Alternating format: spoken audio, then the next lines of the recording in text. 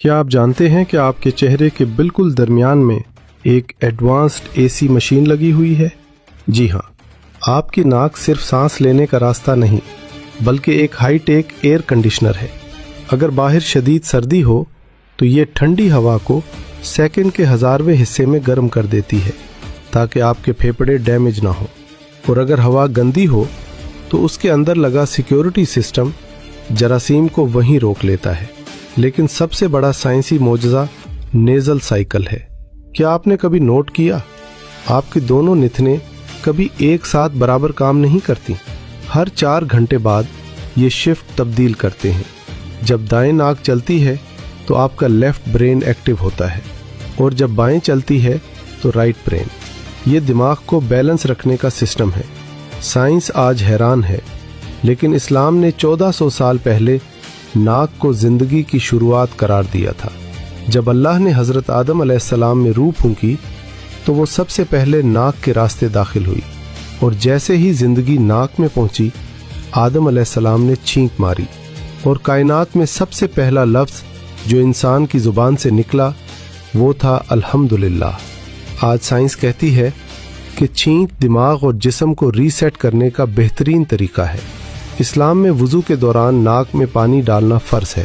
کیونکہ سائنس کہتی ہے کہ ناک کے پچھلے حصے میں خطرناک وائرس چھپے ہوتے ہیں۔ وضو اسے دن میں 5 بار فلش کرتا ہے۔ ناک انسان کی عزت اور تکبر کی علامت ہے۔ ہم کہتے ہیں نا، میری ناک کٹ گئی۔ اللہ نے اسی تکبر کو توڑنے کے لیے نماز میں شرط رکھی کہ پیشانی کے ساتھ ناک بھی زمین پر لگنی چاہیے۔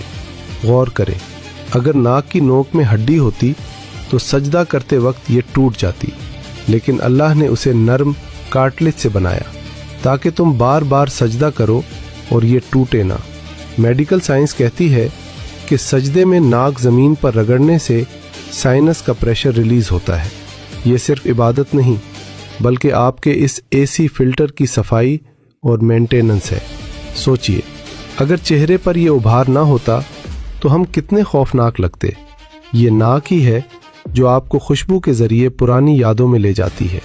مٹی کی خوشبو، بارش کی مہک، ماں کے ہاتھ کا کھانا، یہ سب احساسات اس چھوٹی سی ہڈی کے مرہون منت ہیں۔ اتنا پیچیدہ سسٹم، اتنا پرفیکٹ ڈیزائن، کیا یہ خود بخود بن گیا؟ ہرگز نہیں۔ یہ اسی مصور کی کاریگری ہے جس نے انسان کو احسن تقویم میں بنایا۔ ہم ہر سانس کے ساتھ اللہ کی رحمت اندر لے جاتے ہیں، مگر شکر ادا کرنا بھول جاتے ہیں۔